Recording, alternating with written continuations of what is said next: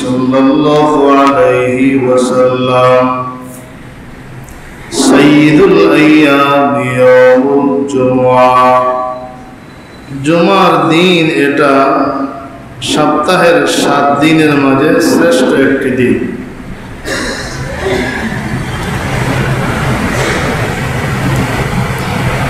গুরুত্বপূর্ণ একটি দিন।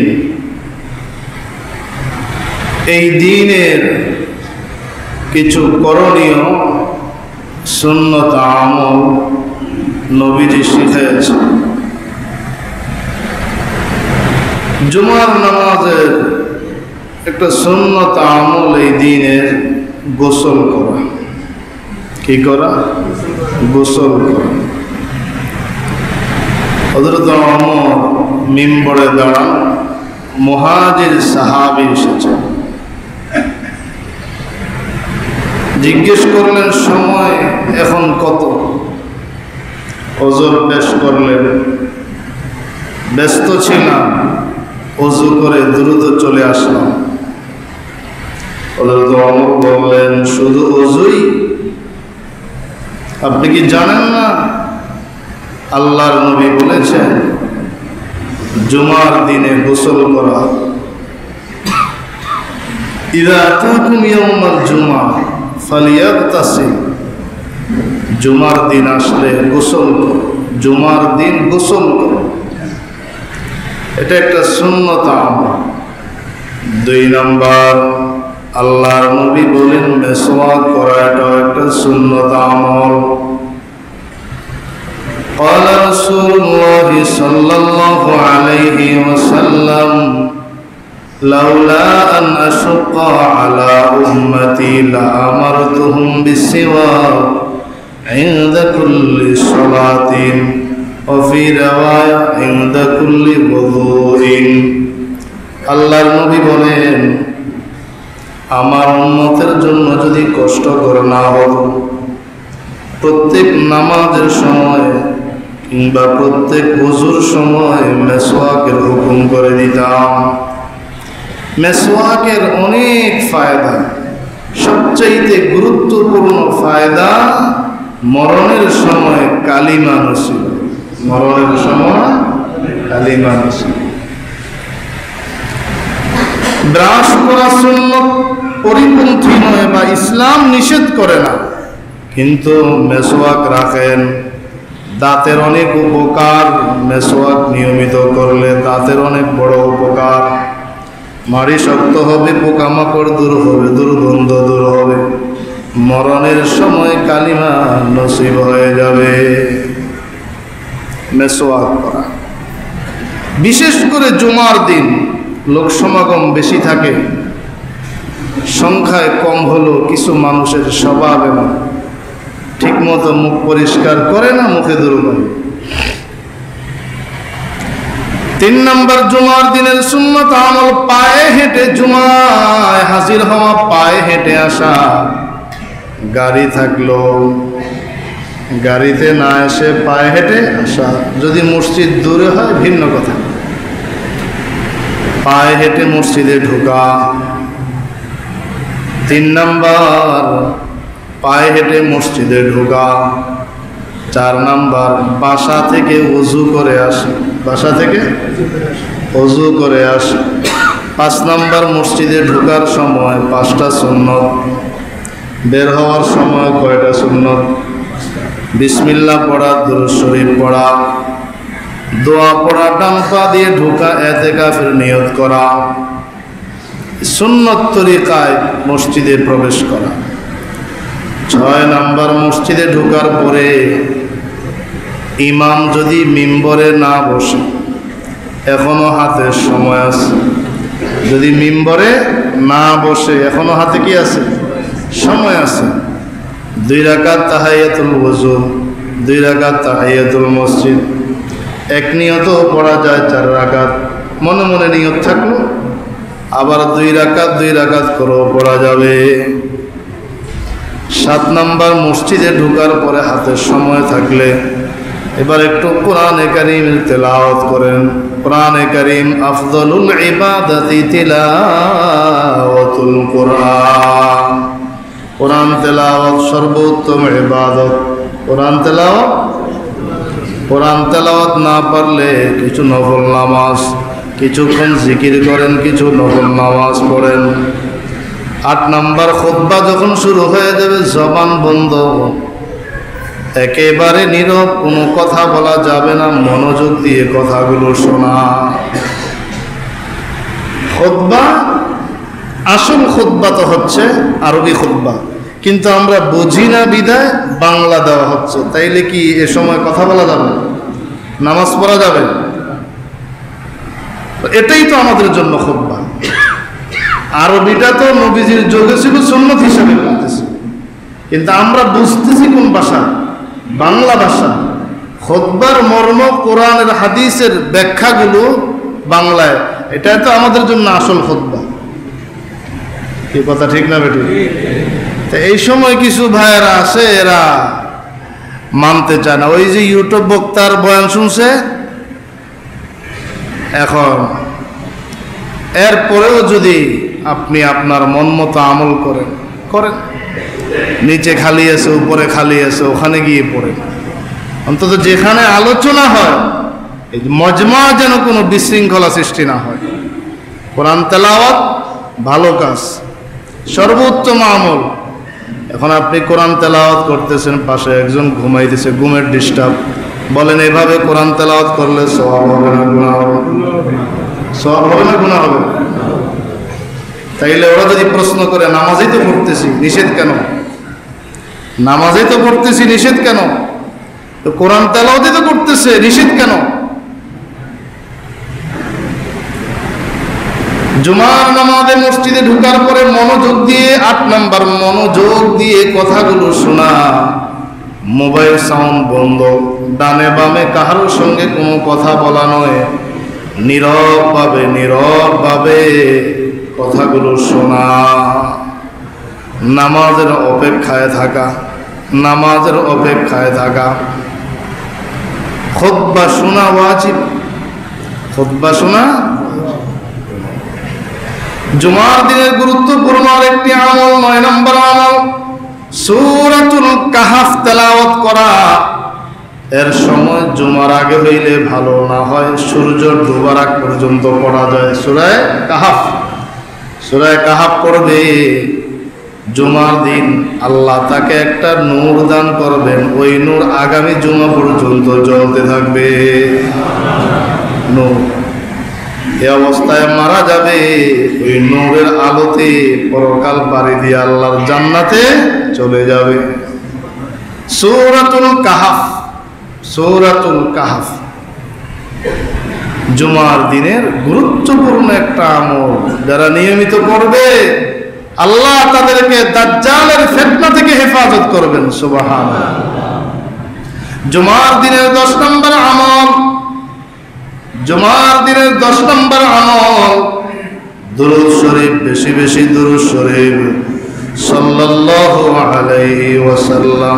এটা একেবারে ছোট দুরূদ শরীফ, বড় আরো অনেক দুরূদ শরীফ। সাল্লাল্লাহু আলাইহি ওয়াসাল্লাম, জবান খুলে একটু পড়েন, সাল্লাল্লাহু আলাইহি ওয়াসাল্লাম, সাল্লাল্লাহু আলাইহি ওয়াসাল্লাম, সাল্লাল্লাহু আলাইহি ওয়াসাল্লাম, সাল্লাল্লাহু আলাইহি ওয়াসাল্লাম। এগুলো হলো জুমার দিনের আমল। দ্বিতীয়ত আমরা আলোচনা শুনবো আজকে, যেহেতু সামনে জিলহজ মাস, আর একটা জুমা পাবো, তারপরে জিলহজ মাস শুরু হয়ে যাবে। আমল আগে জানা থাকা ভালো, তাইলে প্রস্তুতি নেওয়া সহজ হয়।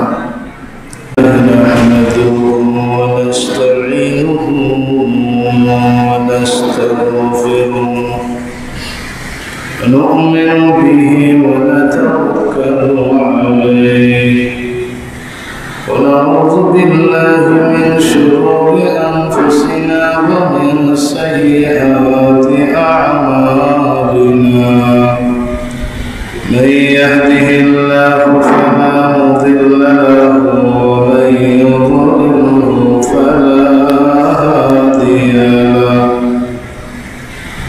ونشهد أن لا إله إلا الله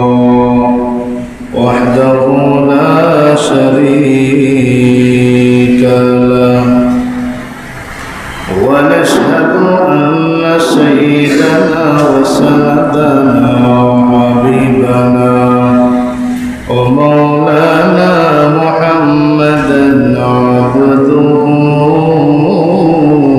ورسوله صلى الله تعالى عليه وعلى آله وأصحابه وبارك وسلم تسليما كثيرا كثيرا. أما بعد فأعوذ بالله من الشيطان الرجيم. بسم الله الرحمن الرحيم. والفجر وليال عشر والشفع والوتر والليل إذا يسر. وقال رسول الله صلى الله عليه وسلم أفضل أيام الدنيا العشر، يعني عشر ذي الحجة، أو كما قال عليه الصلاة والسلام.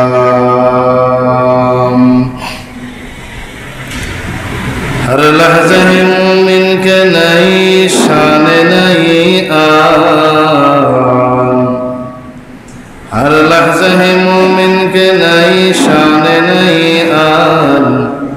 गुफ्तार में किरदार में अल्लाह की बुरहान, गुफ्तार में किरदार में अल्लाह की बुरहान। ये राज़ किसी को नहीं मालूम के मोमिन, ये राज़ किसी को नहीं मालूम के मोमिन। क़ारी नज़र आता है हकीकत में ये क़ुरआन, क़ारी नज़र आता है हकीकत में ये क़ुरआन। हम आह भी करते हो तो हो जाती है बदनाम, हम आह भी करते हो तो हो जाती है बदनाम। वो कत्ल भी करता है तो चर्चा नहीं होता, वो कत्ल भी करता है तो चर्चा नहीं होता। وقال تعالى إن الله وملائكته يصلون على النبي يا أيها الذين آمنوا صلوا عليه وسلموا تسليما. اللهم صل على محمد وعلى آل محمد كما صليت على إبراهيم وعلى آل إبراهيم إنك حميد مجيد. اللهم بارك على محمد وعلى آل محمد كما باركت على إبراهيم وعلى آل إبراهيم إنك حميد مجيد. بلغ العلا بكماله كشف الدجى بجماله أشرت جميع خصاله صلوا عليه وآله. بلغ العلا بكماله كشف الدجى بجماله أشرت جميع خصاله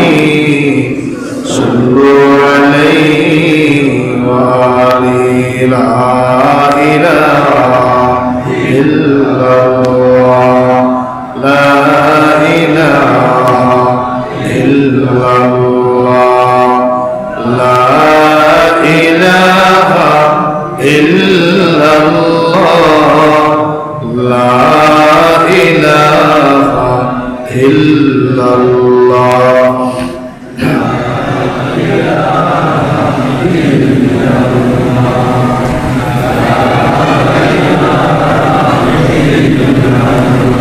লা ইলাহা ইল্লাল্লাহ মুহাম্মাদুর রাসূলুল্লাহ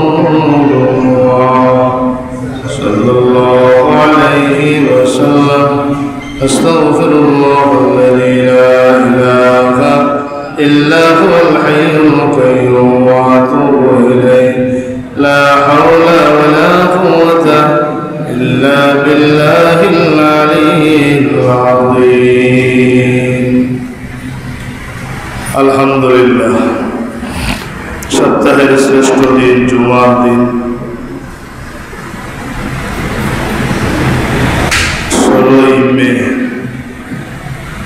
18ই জিলহজ, 18ই জিলকদ। আল্লাহ তাআলার কাছে মহান একটি দিন, জুমার দিন। আল্লাহ আমাদেরকে আল্লাহ তাআলার মহান হুকুম জুমার নামাজ আদায় করার জন্য আল্লাহর ঘর মসজিদে আগে আগে আসা বসার তৌফিক দান করেছেন। শুকর আদায় করে পড়ে আলহামদুলিল্লাহ। সংক্ষিপ্ত আকারে দুটো বিষয় আলোচনা। একটা হলো জুমার দিনের ফজিলত এবং করণীয়, দ্বিতীয়ত জুমা জিলহজ মাসের প্রথম দশকের গুরুত্ব এবং করণীয় বিষয়। প্রথমে আমরা জুমার দিনের করণীয় বিষয়গুলো আলোচনা শুনব ইনশাআল্লাহ। সপ্তাহের মাঝে শ্রেষ্ঠ দিন জুমার দিন। আল্লাহ রাসূল বলেন,